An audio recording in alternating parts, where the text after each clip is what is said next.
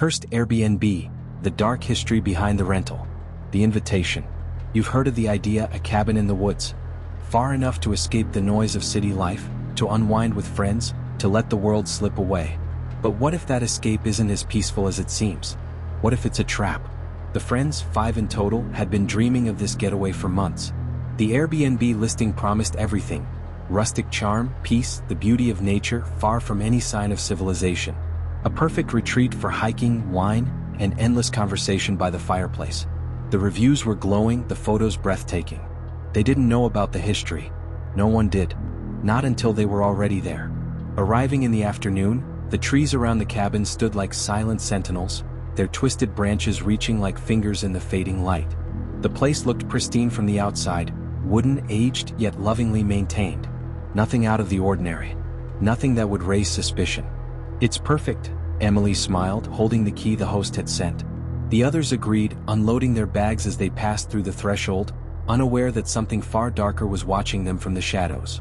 The host, a quiet man named Daryl, had warned them about the isolation. "No one for miles," he'd said. "No signal. No interruptions." He said it with a smile that never reached his eyes, but they brushed it off. After all, how bad could a few days of peaceful seclusion be? That night, the sounds of the woods outside grew louder. Crickets chirped, a distant owl hooted. But as the evening wore on, a deeper sound emerged. A low, almost imperceptible thrum that seemed to vibrate the very walls of the cabin. They ignored it at first, assuming it was just the wind or perhaps the hum of the refrigerator. But when the lights flickered, a momentary flash, then nothing, it wasn't so easy to ignore. They gathered in the living room, a comfortable space with old leather furniture and an overgrown fireplace. No one wanted to admit it, but the tension in the air was palpable. "Did you hear that?" Mark asked, his voice cracking. No one answered, but something moved in the dark. They all felt it. "We should check the basement," Emma suggested, trying to break the silence. The idea was met with reluctant nods, but none of them dared to go alone. They made their way down the narrow stairs, the air growing colder the further they descended. The basement was damp, smelling of mildew and old wood. There was nothing unusual at first, just boxes and cobwebs, a few forgotten tools, and an eerie chill that crept down their spines. It was when they noticed the door. A door they hadn't seen before. "It wasn't here earlier," Mark said, voice hushed. The door was ancient, rusted hinges creaking as if it had not been opened in years. No one could explain why it hadn't been there before, why it hadn't appeared in the photos. They stood frozen for a moment, debating whether to open it. The air was thick with hesitation, but something inside them pushed forward. The curiosity, the dread, the sheer wrongness of it all. Emma reached for the handle and the world seemed to pause. As the door creaked open, the darkness beyond it consumed everything. There was no basement on the other side, just an endless pit of blackness, far deeper than the foundation of the cabin itself.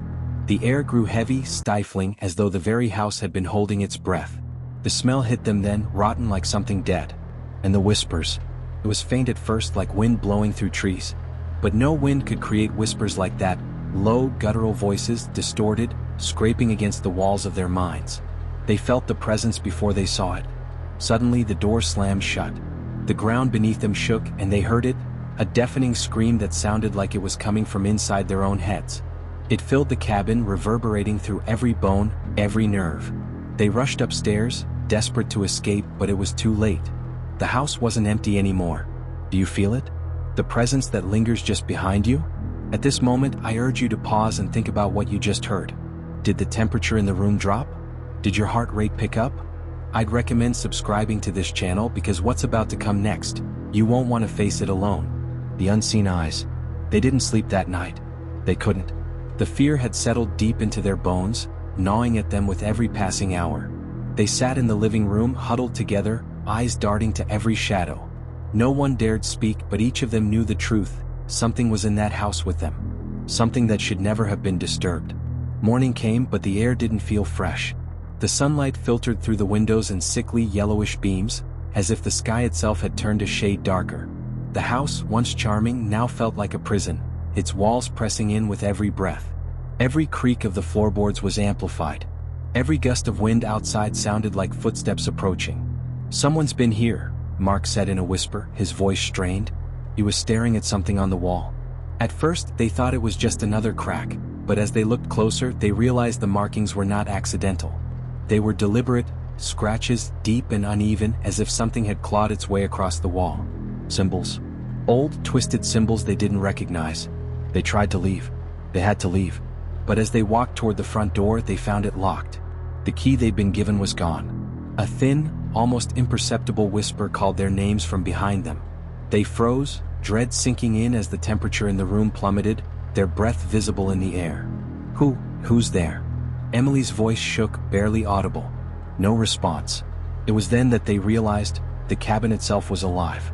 Not in the way a home feels lived in, but in the way something ancient and evil can possess a place. The house breathed, its floors creaking under invisible weight, its walls groaning with a life that wasn't natural. The presence in the dark wasn't just watching anymore, it was surrounding them, suffocating them. "We need to find the basement again," Emma said, her voice tight. "We have to know what's down there." They returned to the stairs, their footsteps hesitant, like they were being drawn down into the abyss. But this time the basement was different.